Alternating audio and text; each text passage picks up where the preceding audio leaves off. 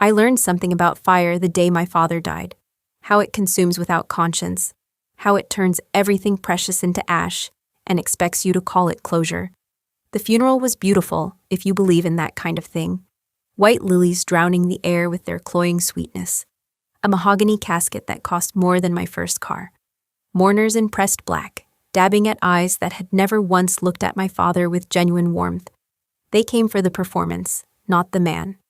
They came because Harrison Cole was a name that opened doors, signed checks, built buildings that scraped the sky. They came because absence creates opportunity, and vultures have always dressed well for the occasion. I sat in the front row, my hands folded in my lap like a woman who had practiced stillness her entire life. 43 years of learning when to speak and when to let silence do the heavy lifting. My father taught me that. Among other things.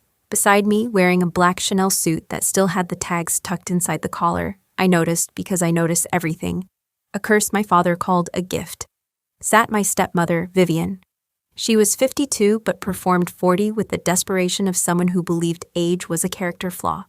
Her tears were immaculate, precisely timed. She'd applied waterproof mascara, which told me everything about the authenticity of her grief. They'd been married 11 years. I'd tolerated her for 10. The first year, I tried. I really did. I brought flowers to Sunday dinners and laughed at her jokes about my father's snoring. I pretended not to notice how she inventoried every room she entered, her eyes calculating square footage and resale value. I told myself my father deserved happiness after my mother's death, even if that happiness came wrapped in designer labels and an undergraduate degree she'd abandoned to marry her professor, her first husband, the one before the orthodontist, the one before the pharmaceutical executive who left her for his secretary. My father was her fourth husband. I was never sure if that made him lucky or simply next in line. The minister spoke about legacy, about the lives my father touched, about generosity and vision and all the words people use when they don't actually know someone but have been paid to pretend otherwise. I watched the stained glass fracture the morning light into colors that landed on Vivian's face like a blessing she hadn't earned. I understood something about grief that day. Real grief doesn't perform. It sits inside your chest like a stone you'll carry forever, smoothed by years of touching it in the dark when no one's watching. I'd been carrying my mother's death for 22 years. That weight had made me strong in ways Vivian would never understand, because strength isn't loud. It's patient. It waits. The reception was held at my father's house, the house I grew up in, the house my mother had decorated with her own hands, the house Vivian had systematically stripped of every trace of my mother's existence within 6 months of the wedding. She'd called it updating. She'd called it making it our own. She'd called it everything except what it was. Erasure. I walked through rooms I barely recognized. The kitchen where my mother had taught me to make her grandmother's apple pie was now gleaming white marble and brushed nickel, cold as a morgue. The living room where we'd spent Christmas mornings was staged like a magazine spread, beautiful and utterly devoid of memory. Even the garden, my mother's roses, her pride, her living legacy, had been replaced with ornamental grasses that required no tending. Vivian didn't like getting her hands dirty. Some lessons we learned from observation, others we learned from loss. I learned the shape of my stepmother's soul by watching what she destroyed.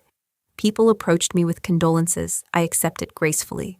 Old family friends, my father's business partners, a few of my own colleagues who'd made the drive from the city. I thanked them all. I played the role of grieving daughter with the same precision I brought to everything else in my life. Corporate litigation doesn't reward emotional displays. 15 years of staring down hostile witnesses and corporate sociopaths had given me a mask so convincing I sometimes forgot I was wearing it. My brother Daniel arrived late, smelling of whiskey and poor decisions. He'd been making those for as long as I could remember. My father's money had always been there to cushion his falls, and Daniel had developed a talent for falling. 3 failed businesses, 2 divorces, 1 suspended license that no one talked about. He was 41 years old and had the financial acumen of a teenager with a stolen credit card. He said, pulling me into a hug that lasted too long and felt like obligation. Hell of a day. It is, I agreed, because it was easier than saying what I actually thought.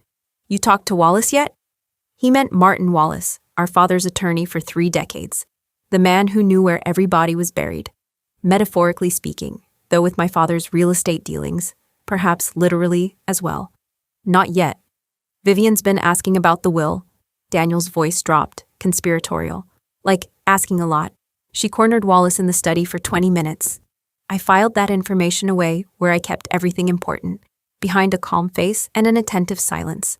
I'm sure everything will be handled appropriately, I said. Daniel laughed, though nothing was funny. You always were the optimist. I wasn't. I was simply patient. There's a difference. The fire happened 3 hours after the last guest left.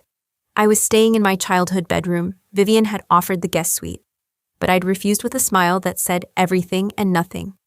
I wanted to sleep in the room where my mother had tucked me in, where the window still looked out on the oak tree I'd climbed as a girl, where some small piece of who I used to be might still be embedded in the walls.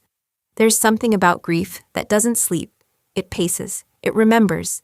It keeps you company in the hours when the world goes quiet, and you're left alone with the weight of everything you've lost. I was staring at the ceiling when I smelled it. Smoke. Not the comforting kind from a fireplace or a candle. This was something else, something urgent. I found Vivian in my father's study, standing before the fireplace, feeding papers into the flames. The scene arranged itself in my mind like evidence, the wall safe hanging open, documents scattered across my father's desk, and my stepmother, still in her funeral dress, pearls gleaming against her throat, methodically destroying what I immediately understood to be my father's will. She didn't hear me at first. She was too focused on her task, too absorbed in the orange glow consuming page after page. I watched her face in the firelight, and I saw something I'd always suspected, but never confirmed. Satisfaction. Pure, undisguised satisfaction. Vivian. She spun around, and for one perfect moment, I saw her without her mask. I saw the calculation, the greed, the absolute certainty that she was entitled to everything my father had built. Then the mask slid back into place, and she became the grieving widow again. Eleanor, you startled me. What are you doing? She glanced at the fire as if she'd forgotten it was there. Just burning some old papers. Your father had so much clutter. I thought it might help me feel closer to him. I looked at the safe, at the desk, at the ash curling up from the fireplace like ghosts of words I would never read. That was his will. It wasn't a question. I don't know what you're talking about. Her voice had the practiced smoothness of a woman who'd been lying her entire life. The will is with Martin Wallace. You know that. The will is with Martin Wallace, I repeated. But the copies were here. The originals were here. Father always kept everything in duplicate. She smiled, and it was the kind of smile that made me understand why some animals eat their young. Your father was a sentimental man, she said, but sentimentality doesn't survive fire. Nothing does. I understood then what she believed she had done. In her mind, she had just secured her future. She had burned the documents that might have divided my father's estate between his children and his wife. She had reduced my inheritance, my brother's inheritance, to ash, leaving only whatever version of the will she believed would favor her. She didn't know about Martin Wallace, not really. She knew he was loyal, but she didn't understand the depth of that loyalty. She didn't understand what my father had known for 30 years. Some men can't be bought. I looked at the woman who had married my father for his money and stayed for his patience, who had erased my mother from her own home, and smiled while doing it, who had just burned my father's final wishes before his body was even cold in the ground. I felt something shift inside me. Not anger. Anger is hot and fast and makes you stupid. This was colder, clearer. This was the recognition that comes when you finally see someone exactly as they are. I'm going to bed, I said. Vivian's smile widened. She thought she'd won. She thought my silence was surrender. She would learn otherwise. The reading of the will was scheduled for 3 days later. Vivian spent those days redecorating, if you can believe it.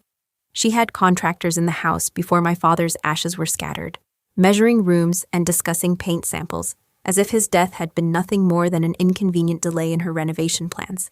I watched. I listened. I made notes in the margins of my mind. Daniel drank. That was his way of processing, though processing might be too generous a word for what he did. He sat in my father's study, the very room where Vivian had burned the will, and worked through the bottles of scotch my father had collected over decades. Good scotch, expensive scotch, wasted on a man who couldn't taste the difference between single malt and lighter fluid. She's going to take everything, Daniel said on the second night. We were sitting on the back patio, looking out at the ornamental grasses that swayed in the darkness like restless spirits. You know that, right? I know what she thinks she's going to do. Same thing. He took a long drink. Dad didn't change the will. I know he didn't. He told me last Christmas that everything was set up the way Mom would have wanted. Split between us with provisions for Vivian. Fair. He was always fair. He was. So why do I feel like we're about to get screwed? I didn't answer. I was thinking about Martin Wallace, about a conversation I'd had with my father 2 years ago, when his first heart attack had reminded him that mortality wasn't something that happened to other people. He'd called me into his study, the real study, the one at his downtown office, not the performative version Vivian had staged at the house, and he'd said something I'd never forgotten. Eleanor, I need you to understand something. If anything happens to me, Martin has everything. And I mean everything, not copies, not summaries, the real documents, with instructions that cannot be countermanded. Why are you telling me this? He looked at me with eyes that saw more than they revealed. Because you're the only one I trust to remember, I remembered. The day of the reading arrived with the kind of gray sky that feels like prophecy. Martin Wallace came to the house at precisely 10 in the morning, carrying a leather briefcase that looked older than I was. He was 73 years old, silver-haired and sharp-eyed, with the kind of quiet authority that came from decades of keeping secrets for powerful men. We gathered in the living room, Vivian, Daniel, and me, arranged on furniture that had replaced the furniture I'd grown up with. Vivian had positioned herself in what she clearly considered the seat of power, a white armchair that faced the room like a throne. She was wearing red. At her husband's will reading, she was wearing red, like she was celebrating. Thank you all for being here, Martin began. He had a voice like aged bourbon, smooth, warm, with an undertone that suggested it could burn if you weren't careful. Harrison was a dear friend and a valued client. His loss diminishes us all. Vivian made a small sound that might have been a sob. I watched her dab at dry eyes. Before we proceed, I want to acknowledge that this process may be unexpected. Harrison was a meticulous man. He understood the importance of protecting his wishes from interference. Something flickered across Vivian's face, a shadow of concern, quickly masked. I have here Harrison's last will and testament, executed on March 15th of this year. March? Vivian's composure cracked, just slightly. He updated it in March? He did. Martin's expression remained neutral. After his second cardiac event, he wanted to ensure his affairs were in order. I thought about March, about how Vivian had been in Paris for 3 weeks, ostensibly visiting friends, but actually, I suspected, spending money she was already counting as her own. About how my father had called me twice during that time. Conversations that had seemed ordinary but now felt weighted with intention. Shall I proceed? Please, Vivian said, settling back in her throne. Whatever worry she'd felt had apparently dissolved. After all, she'd burned the evidence. What could possibly threaten her now? Martin opened his briefcase and removed a document, not a copy. The original, with my father's signature in the blue ink he always used, bold and unambiguous. This will supersede all previous documents and represents Harrison's final wishes. He began to read, and I watched Vivian's face transform. The first surprise was the house. I leave my primary residence, located at 4 Willowbrook Lane, to my daughter Eleanor Grace Cole, with the condition that it be restored to the state it was in during her mother's lifetime, using the detailed documentation I have provided to my attorney. Vivian made a sound like she'd been struck. That's impossible. I'm his wife. I have rights. Mrs. Cole, please allow me to continue. The second surprise was the money. I leave 70% of my liquid assets, currently valued at approximately $47 million, to be divided equally between my children Eleanor Grace Cole and Daniel Harrison Cole, to be held in trust and dispersed according to the terms outlined in Schedule A. Daniel dropped his glass. Scotch spread across the white carpet like a stain that would never come out. Vivian didn't notice. She was staring at Martin as if he had just announced that gravity was optional. That can't be right. Harrison promised me. Mrs. Cole, Martin's voice had hardened, just slightly. I was present when Harrison drafted these documents. I witnessed his signature. These are his wishes, clearly expressed and legally binding. The third surprise was Vivian herself. To my wife, Vivian Rose Cole, I leave the sum of $3 million, payable in annual installments of $300,000 over a period of 10 years, with the condition that she vacate the Willowbrook property within 60 days of my death, and make no legal challenge to any provision of this will. Should she contest any portion of this document, her entire inheritance shall be forfeited and redistributed to the Cole Family Foundation. established for the purpose of supporting survivors of domestic financial abuse. The silence that followed was the kind that has weight. I could feel it pressing against my skin, filling the room like water. Domestic financial abuse. Vivian's voice had gone thin and sharp. What is that supposed to mean? Martin looked at her with an expression I can only describe as carefully neutral. Harrison was specific in his reasoning, Mrs. Cole. He documented numerous instances of financial impropriety during your marriage. Unauthorized expenditures, redirected funds, accounts opened in his name without his consent. That's a lie. The documentation suggests otherwise. Martin reached into his briefcase and withdrew a thick folder. Harrison maintained meticulous records, bank statements showing transfers to accounts he never authorized, credit card receipts signed with his name but not his signature. He had an expert verify the handwriting discrepancy. Real estate inquiries you made without his knowledge, attempting to leverage properties he owned into loans for your personal use. I watched my stepmother's face cycle through emotions: disbelief, rage, calculation, fear. She had always believed she was smarter than my father. She had always assumed his kindness was weakness. She had never understood that some men keep their intelligence hidden, like a blade sheathed until the moment it's needed. Furthermore, Martin continued, Harrison anticipated that you might attempt to destroy his testamentary documents after his death. He informed me of the location of his private safe and the copies he kept there. He also provided me with video surveillance equipment installed in his study. Now the blood drained from Vivian's face. Video surveillance? Yes. Activated remotely upon his death, as per his instructions. The footage shows you accessing his safe 3 hours after the funeral and burning documents in the fireplace.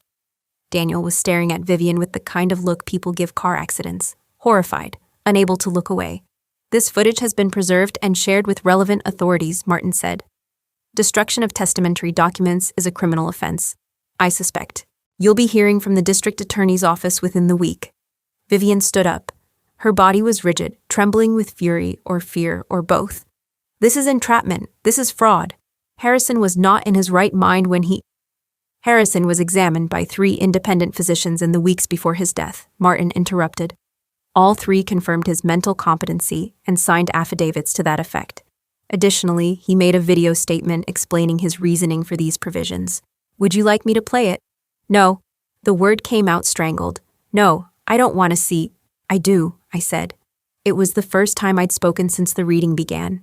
Martin looked at me, and I saw something in his eyes that might have been respect. Of course, Eleanor. He produced a tablet from his briefcase, propped it on the coffee table, and pressed play. My father appeared on the screen. He was sitting in his downtown office, the real one, wearing the blue cardigan my mother had given him for their 20th anniversary. He looked tired but clear-eyed, determined. If you're watching this, he said, then I'm gone, and I need to explain some things. His voice filled the room like a homecoming. I made mistakes in my life. Everyone does. But the biggest mistake I made was marrying Vivian Rose without seeing her clearly. I wanted companionship. I wanted someone to share my life with after Margaret passed. I thought I found that. I was wrong. I watched Vivian watch my father. Her face had gone completely still. I've spent the last several years documenting what Vivian has done, the money she's stolen, the lies she's told, the way she systematically erased my first wife from our home, from our family. I let it happen because I was tired and because confrontation has never been my strength, but I won't let it continue after I'm gone. He leaned forward, and even through the screen, I felt the weight of his gaze. Eleanor, the house is yours because you loved it like your mother did, because you'll bring her back to those rooms. Daniel, I'm trusting you to get your life together. Use this money to build something real. And Vivian, he paused, a long, heavy pause. Vivian, I know what you did, all of it. I know about the accounts you thought were hidden. I know about the man in Palm Beach you've been seeing for 3 years. I know about the nursing home you put your own mother in, the one you never visit, the one you pay for with my money while telling her I'm too busy to come see her. I know who you are. Vivian made a sound that wasn't quite human. I'm not giving you nothing because I'm vindictive, my father continued. I'm giving you exactly what you've earned. $3 million is more than you came into this marriage with. It's more than you deserve. It's an act of mercy, and I want you to understand that. Everything I'm leaving you is mercy. Remember that when you're tempted to be angry. The video ended. Silence settled over the room like a burial shroud. Vivian left that afternoon. Not immediately, First there was the screaming, the accusations, the threats that grew increasingly desperate as Martin calmly informed her that every legal avenue she might pursue had been anticipated and blocked. My father had spent 2 years preparing for this moment. 2 years building a case so comprehensive that any attorney worth their fee would advise her to walk away with what she was being offered. You can contest, Martin told her, but you'll lose, and when you lose, you'll get nothing. The foundation will get everything. Is that really what you want? In the end, she chose $3 million over pride. I couldn't say I was surprised. Vivian had always been practical when it came to money. She packed one suitcase. The rest of her things would be shipped, Martin explained. After an inventory was completed to ensure nothing belonging to the estate was removed, she walked out of the house without looking back, without saying goodbye, without acknowledging that she had just lost a game she hadn't even known she was playing. I stood at the window and watched her car disappear down the driveway. The woman who had burned my father's will, confident in her victory. The woman who had erased my mother from her own home. The woman who had married a man for his money and treated his children like obstacles to be managed. She was gone, and I felt nothing. That's not quite true. I felt something, but it wasn't triumph. It wasn't satisfaction. It was something quieter than that. Something that felt like the first breath after being underwater for too long. Relief? I felt relief. Daniel left the next morning, but not before sitting with me on the back patio, looking out at the ornamental grasses that would soon be replaced with roses. I don't understand, he said. Dad planned all this. He knew what she was doing and he just waited? He was dying. He knew it. The second heart attack told him what the first one had only whispered. I thought about my father's face in that video. The clarity in his eyes. He wanted to make sure everything was in order before he went. But why didn't he just divorce her? Because divorce would have given her more. Community property laws, spousal support, years of litigation. This way, he controlled the narrative. He decided what she got and when she got it. Daniel was quiet for a long moment. That's kind of cold. Is it? I looked at my brother, at the man he'd become despite all the chances he'd been given. She stole from him. She lied to him. She tried to burn his final wishes so she could take everything he'd spent his life building. She erased Mom from this house like she was a stain to be cleaned up. Cold would have been leaving her nothing. Cold would have been pressing charges immediately instead of giving her a choice. You think he was being kind. I think he was being my father. He always found a way to be fair, even when people didn't deserve it. Daniel left an hour later, promising to call, promising to stay in touch, promising all the things he'd been promising for years. I didn't expect him to follow through, but my father had left him the money anyway, because hope is a kind of investment, and my father never stopped investing in the people he loved. The restoration took 18 months. I hired a team to undo everything Vivian had done. We worked from photographs, from my mother's journals, from my own memories of a home that had once been filled with warmth instead of marble. The kitchen was restored to its original warmth. Butcher block counters, copper pots hanging from the ceiling. The spice rack my mother had built herself because she couldn't find one that fit exactly right. The living room lost its magazine perfection and became a room where people might actually live, with soft couches and shelves full of books and family photographs in frames that didn't match. The garden was the hardest part. Roses don't appear overnight. They require patience, attention, knowledge that my mother had spent decades accumulating. I hired a woman named Teresa who had studied under one of my mother's gardening friends, and together we mapped out where each bush would go. The same varieties my mother had grown, the same colors, the same arrangement that had made her smile every spring when the first blooms appeared. During those 18 months, I learned things about my father I hadn't known. Martin Wallace shared stories from 3 decades of friendship. He told me about the time my father had anonymously paid for a young attorney's law school tuition, a young attorney who happened to be Martin himself. He told me about the charitable contributions my father had made without ever putting his name on a building or demanding recognition. He told me about the letters my father had written to my mother during their courtship. Letters he'd kept in a safe deposit box separate from everything else. Letters he'd wanted to make sure Vivian never found. I read those letters. I read about a man I thought I knew falling in love with a woman I remembered only through the soft focus of childhood memory. I read about his hopes, his fears, his absolute certainty that he'd found the person he wanted to spend his life with. I understood then why he'd waited so long to act against Vivian. Not because he was weak, because he was still hoping. still looking for some trace of the person he'd wanted her to be, still giving her chances to prove him wrong. Some people call that foolish. I call it human. There is a moment in grief when you stop looking backward and start looking forward. It doesn't happen all at once. It's more like a tide turning, gradual, inevitable, almost imperceptible until you realize you're standing on different ground. For me, that moment came on a spring morning, 18 months after my father's death, when I walked into the garden and saw the roses blooming. They were beautiful. Not because they were perfect, they weren't. Some blooms were smaller than others. Some colors weren't quite right. Some bushes were struggling in soil that needed more time to recover from years of neglect. But they were beautiful because they were there, because someone had tried to erase them, and they had returned anyway. I thought about my mother, who had planted the original roses 40 years ago. About my father, who had spent 2 years building a case against the woman who destroyed them. About Vivian, who had thought she could burn away the past and build a future on ashes. She'd been wrong. The past doesn't burn that easily, and some things, love, memory, justice, survive fire. I received a letter from her a few months later. She'd remarried, husband number 5, a retired surgeon in Scottsdale. The letter wasn't an apology. It was more like a statement of facts. She was happy, she'd moved on, she bore me no ill will. As if ill will were something she had standing to bear. As if happiness were something she'd earned rather than purchased. I didn't respond. Some conversations aren't worth having. Some people aren't worth the words it would take to engage them. I think sometimes about what my father knew and when he knew it. I think he understood Vivian from the beginning, not completely perhaps, but enough to be cautious, enough to keep meticulous records, enough to trust Martin Wallace with documents that never lived in the same house as his wife. I think he married her anyway because loneliness makes us do complicated things, because he wanted companionship more than he wanted certainty, because hope is a gamble, and even careful men place bets they know they might lose. I think in the end, he didn't see his preparation as revenge. He saw it as protection, a way of ensuring that the people he loved wouldn't suffer for his mistakes. A final act of fatherhood, executed from beyond the grave. That's the thing about love. It doesn't end when someone dies. It just transforms.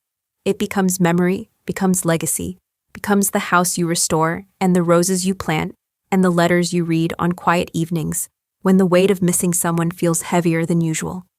The lawyer came to visit on the 2nd anniversary of my father's death. Martin Wallace, looking a little older, moving a little slower, but still sharp-eyed and certain. We sat in the garden, my mother's garden, restored and flourishing, and drank tea from cups my mother had collected on trips my father never let her forget. He would have loved this, Martin said, looking at the roses, seeing the house the way it was, the way it should have been all along. I think he knew I'd do it. He did. He told me as much. Martin smiled, the small, private smile of a man remembering a friend. He said you were the only one who understood what mattered. What? About Daniel? Your father loved Daniel, worried about him, but he knew Daniel needed to find his own way. The money was a gift, but the responsibility was the real inheritance. Martin paused. Has he called? Last month. He's starting a business. Something about sustainable agriculture, I shrugged. We'll see. Your father would say that's progress. My father said a lot of things. We sat in comfortable silence for a while, watching the afternoon light move through the garden like something alive. This is what peace feels like, I thought. Not the absence of pain, but the presence of something stronger.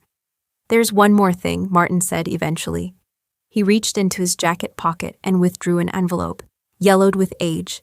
Your father asked me to give this to you, on this day, 2 years after. I took the envelope. My name was written on the front in my father's handwriting, the same handwriting I'd seen on birthday cards and permission slips, and the last letter he'd ever sent me, arriving in the mail 3 days after his funeral because he'd timed it that way. I'll leave you to read it, Martin said, and he did, disappearing into the house with the particular grace of a man who understood privacy. I opened the envelope. My dearest Eleanor, if you're reading this, then Martin has done his job, and the house is yours, and the roses are blooming again.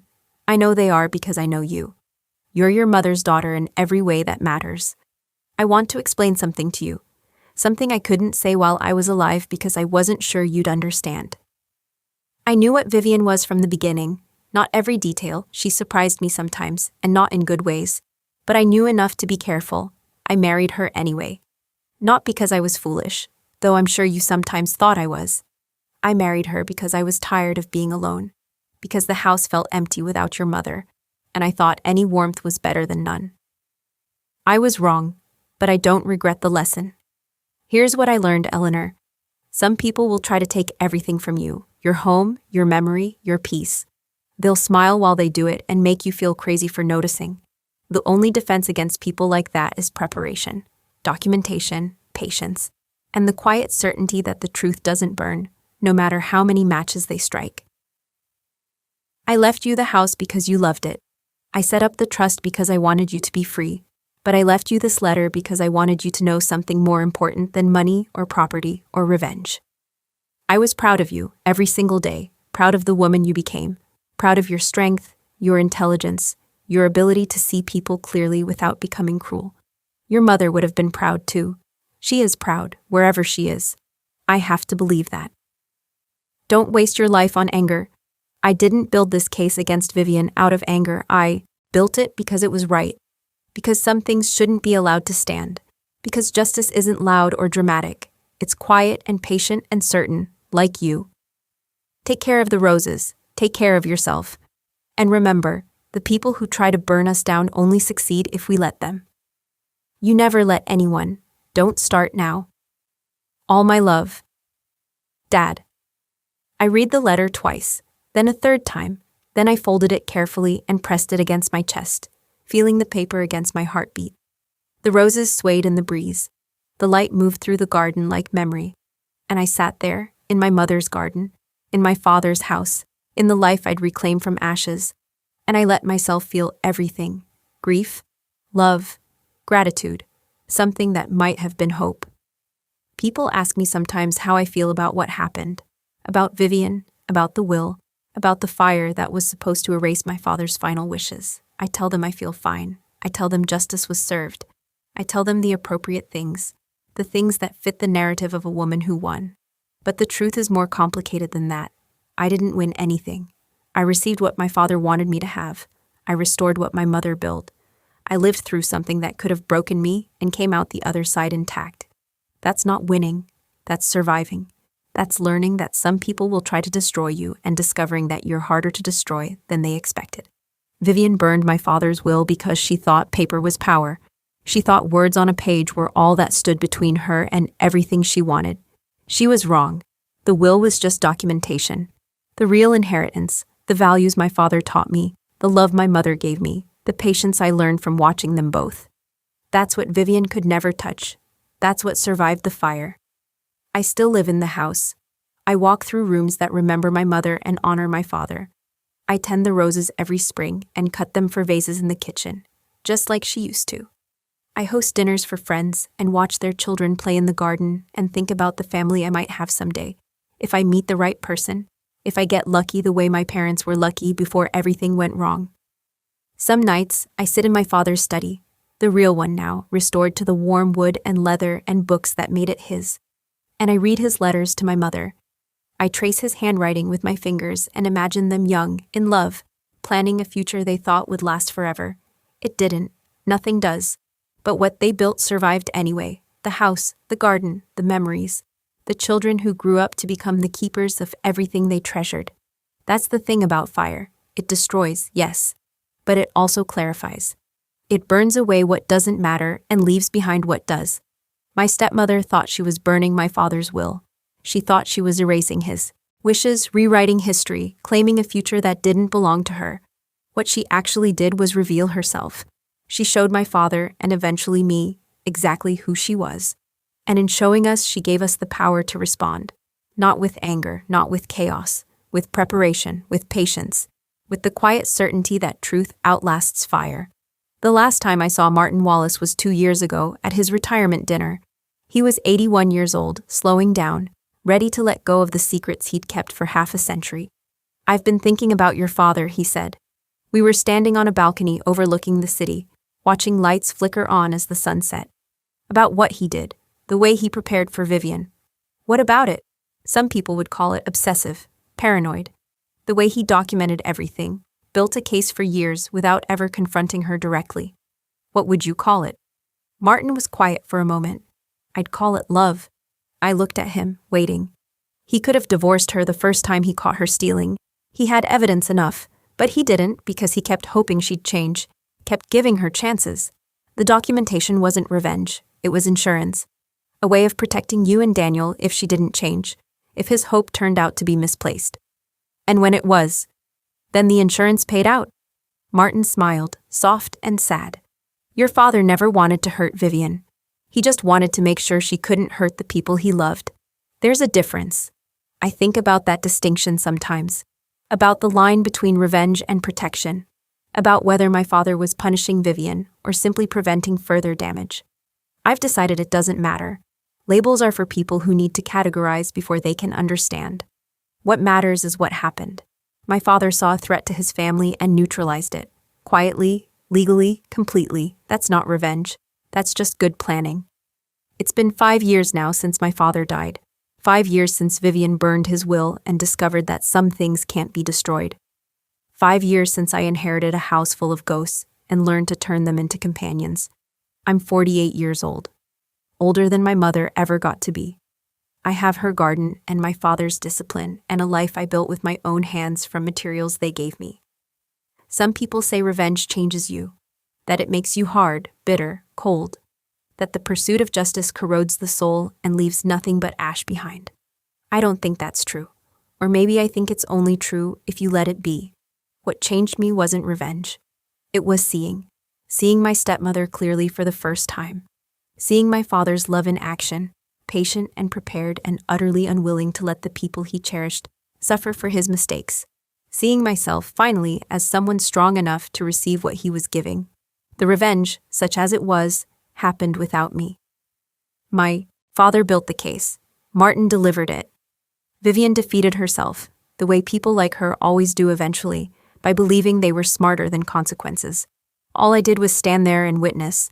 All I did was let the truth burn brighter than the fire. Tonight, the roses are blooming again. Late summer, the air thick with fragrance, the garden alive with color that would have made my mother weep.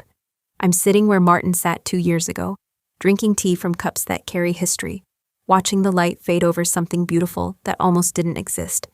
Vivian tried to burn my inheritance. She tried to reduce my father's love to ash, to rewrite a story that was never hers to tell. She failed. Not because I stopped her, not because justice prevailed in some dramatic, cinematic way.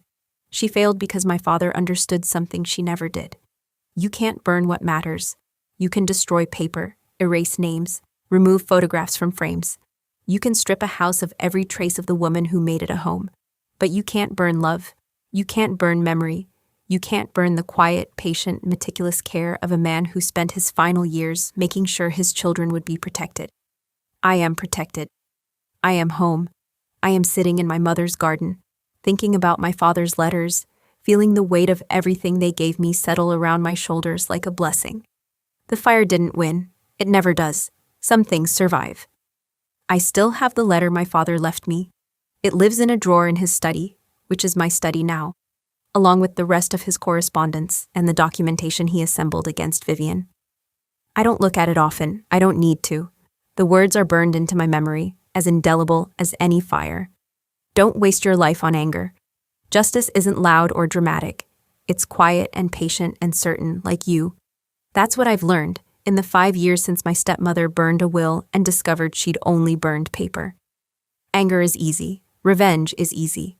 The loud, dramatic version of justice that people expect. Confrontation, destruction, burning it all down.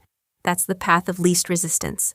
But the real thing, the kind of justice that lasts, that takes patience, that takes preparation, that takes the willingness to wait, to document, to let people reveal themselves while you build something stronger than their destruction. My father understood that. He spent years understanding it, years preparing for a moment he hoped would never come. It came, and when it did, he was ready. I hope I've inherited that readiness, not the paranoia, not the suspicion, just the willingness to see clearly and respond accordingly, to protect what matters, to prepare for the worst while hoping for the best. That's not revenge. That's wisdom. That's love, made practical. The sun is setting now. The garden is darkening, the roses becoming shadows, the house behind me glowing with warm light.